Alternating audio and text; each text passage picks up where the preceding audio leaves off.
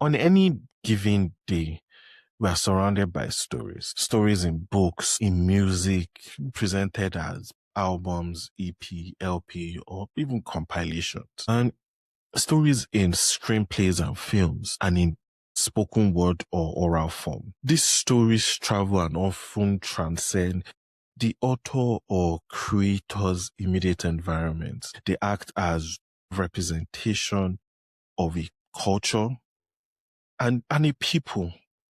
They're a kind of time freeze capturing what was happening and creating cultural context for when the story is being told or witnessed. I remember growing up being told, do not whistle at night or you will summon evil spirits. Someone came up with that line and it has traveled across locations and cultures to become a widely known myth.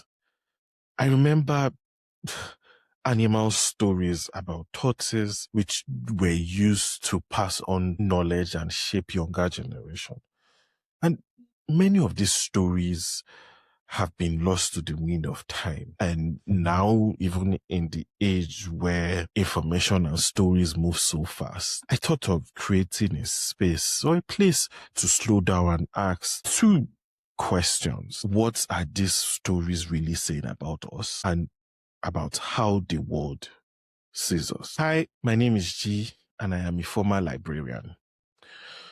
I created a space, or I am creating a space to answer those two questions. In many ways, my African bookshelf is simply me welcoming you into my library. Think of me as your librarian, and my role is to guide you through this information resources from books, albums, films, screenplays, and even oral tradition. Any source or resource that carries information to help you notice what they are really doing or saying or telling beneath the surface. And I'm not doing this because I know everything, but because, like I said,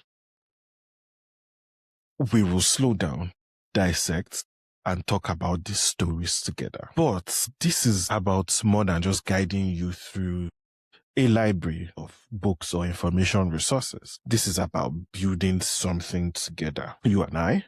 So I formally welcome you to my African bookshelf. Anyway, my African bookshelf is a space where we look at different kinds of knowledge from books, albums, films, and other or an oral literature. In fact, we're looking at any format that carries information or tells a story, really. And this is not a podcast about reading, watching, or listening for leisure alone. It's a space for memory, meaning, and method where we're trying to create context around what has happened and what is happening and the ideas that are still unfolding. Here, the information forms we explore are not treated as isolated objects. They will serve more as entry points into history, identity, power, imagination, and the decisions societies make about themselves. So we all make the society. So I'm talking to all of us. So at its core, my African bookshelf is a thinking space, and each episode starts from a work, and that work might be a novel, a memoir. It might even be an album, a film, or screenplay, a documentary, or a piece of oral storytelling. Sometimes it might even be a speech, a viral clip, or a proverb that refuses to leave our heads. And this is less a review show and more of a reading room for African thoughts and feeling across different media. So why African and why a bookshelf? African here is both geography and experience, and it includes stories from the continent, stories from the diaspora about the continent or about the people in the continent, stories about Africa told from outside, which we still have to live with. Honestly, most of the resources or most of the materials or headlines that talk about Africa is often spoken about Africa as a problem right? There's something happening there. There's a headline about the issues in Africa. But this project is not here to, uh, decorate the narrative. My African bookshelf really is trying to, or is attempting to interrogate that said narrative. And why a bookshelf? I'm honestly, when I was thinking about this, a bookshelf, because a bookshelf is neutral. What sits on your bookshelf says a lot about you, right?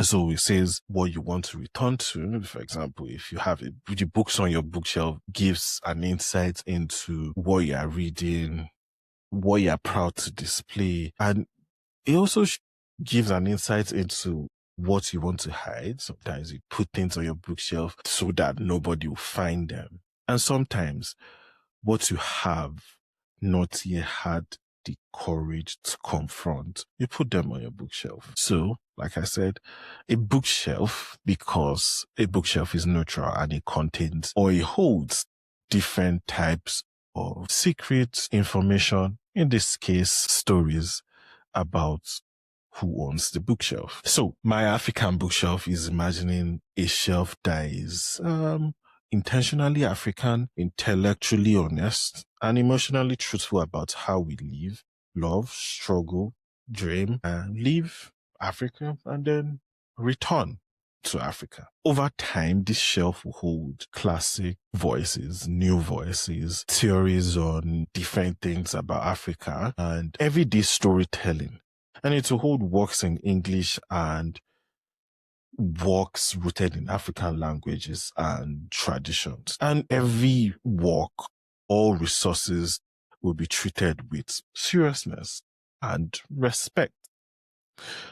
So now that we've talked, or we've tried just to give context behind my African bookshelf, now how will episodes work? Most episodes will follow a simple but structured flow or format. We have a work that we want to talk about. So like I said, not review, but just we'll talk about the work, which is we'll talk about what it is, who made it, where and when did it appear. And then we'll talk about the moment, what was happening culturally, politically, or socially when that said work was created, and how does that context change how we receive it. And also we move on to the ideas. So we talk about what does this work say about our identity, power, faith, migration, survival, or ambition. We talk about the ideas of the work. And what assumptions does this make about Africa or Africans? And then we move on to what's called the echoes. What other books or information resources like albums, films, or oral stories does it speak to directly or indirectly?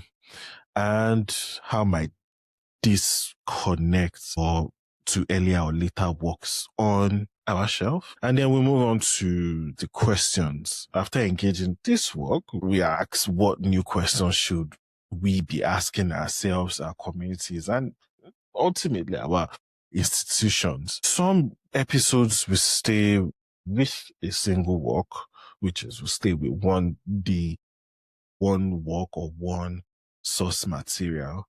Others will maybe be comparative, and then we're placing many or multiple works side by side to see what they reveal about a particular theme. I mean, for example, talk about migration patterns, the mass exodus of Africans from their home continents outside. So home and exile. We talk about corruption and survival, talk about religion and doubt, or we compare love and dignity under pressure. So the words, jargons that I've put together, I know the next logical question is, so who is this for? My African bookshelf is for you if you're part of this world. It doesn't matter if you are African or not, but all that matters is if you want to think more deeply about stories that have shaped you as an African or non-African.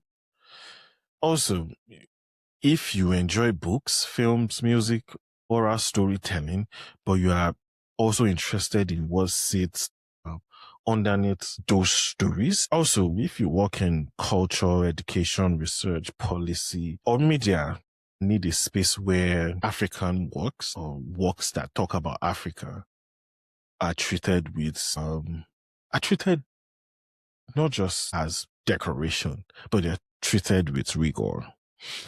Also, if you are simply curious about how stories influence decisions, personal decisions, political decisions, any social decisions, and how it shapes our society, and also the quiet everyday choices that we make, yeah, and my African bookshelf is for you. And honestly, you do not need to have read or watched or listened or come in contact in any form with everything that we are going to be discussing. Sometimes these episodes will serve as an introduction. At other times, they'll be a way of revisiting familiar work with new eyes. Okay, this when I was young. Now I'm hearing it again on my African bookshelf. You can go back and with new perspective or with new knowledge to revisit those works, those movies, those books, those albums, those screenplays, those stories, and create new ideas for them. So really, anyone that has or that is curious, curiosity is the only entry requirement. So what to expect next? Obviously, you should expect the next episode.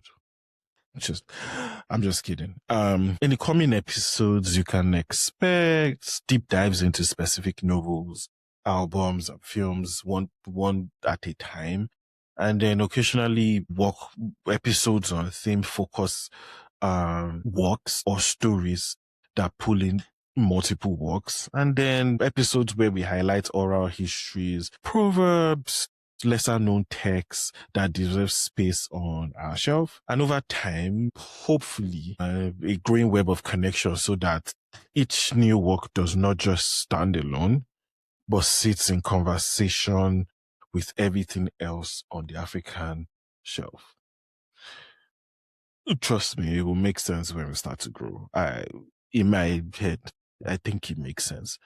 But if it doesn't make sense, there's no shame in scratching it. But what I'm saying is every work will not sit in isolation, will try to draw connection. No, not a requirement. It's not the requirement that every work that we do needs to be connected to the other. But some of the works will be connected in terms of time, context, or idea. And as the project grows, there may also be guest conversations with very important with readers, fellow readers, also scholars, artists, authors, people who work or who do things in the space of preserving these stories, archivists, really. Also, we'll also expect or work on listener recommended works that join the shelf, special episodes that examine how African stories are being told, being adapted, translated, or distorted in global spaces. Yeah, hopefully to be what to expect next is a holistic coverage of African stories in and outside, inside, within, and without Africa.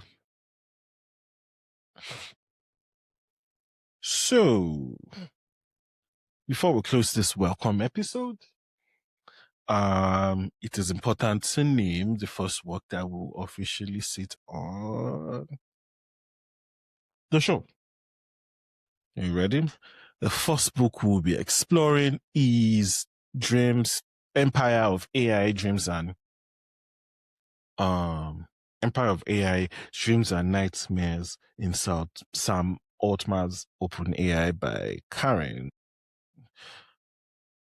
So, Empire of AI, Dreams and Nightmares in Sam Altman's Open AI by Karen Hao. I hope I'm pronouncing that well. Published in 2025.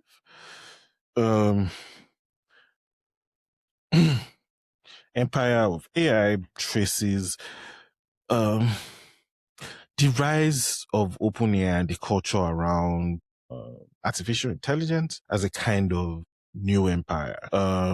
We're focusing on this book because there is a big part of the book that discusses labor, data, and resources from around the world. Specifically talked about Africa and how Africa as a continent is adding to this empire. Yes, obviously it is not an African book in the narrow geographic sense, but it is deeply relevant in African stories and Africa's future. I'm starting here, we are starting here because this book forces us to think about who builds AI, whose data and labor are being used, including workers in what is called the global south. It also talks about, or it forces us to think about who gains and who loses and who bears the cost when a small set of companies shape tools that will govern information, language, and even the stories that we tell about ourselves. So for my African bookshelf, Empire of AI is an invitation to ask if AI is becoming a new empire, and how or where do African countries, African workers, African stories sit on the map of that empire? How do the questions of colonial history, resource extraction, and information power reappear in this new digital form? And what does it mean for African writers, filmmakers, musicians, and oral historians when AI systems are trained on their work, often without consent?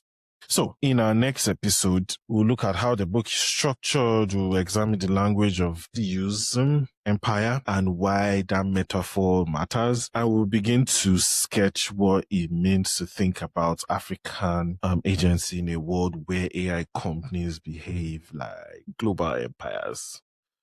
Really honest. That's what we'll try as much as possible to dissect what really this book and what it says about Africa in the age of AI, long and short.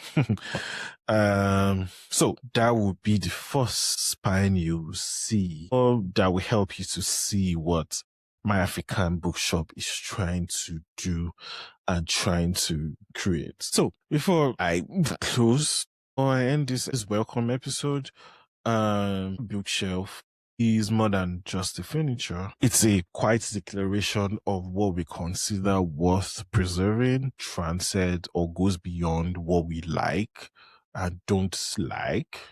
So with my African bookshelf, the goal is not to create a perfect canon. It is to build a living shelf, one that can be questioned, expanded, rearranged, and when necessary, challenged. If you choose to stay with this project, this project, you're not just a listener, you are part of a long conversation about African stories, African memory, and African future. And honestly, about global forces like AI that are becoming or are beginning to shape these memories, futures, stories, and everything that makes up our society right now. So make sure you subscribe so you don't miss our next episode. Just going to be talking about this book, Empire of AI, and what else? I think that's it. Thank you for joining. Or thank you for listening. Thank you for watching. And honestly, just give me about 4 or 5 episodes. I promise you it'll start to make sense. Welcome to my African bookshop. No, not bookshop, sorry. Welcome to let me do that again. Thank you for joining. And welcome to my African bookshelf. See you next episode.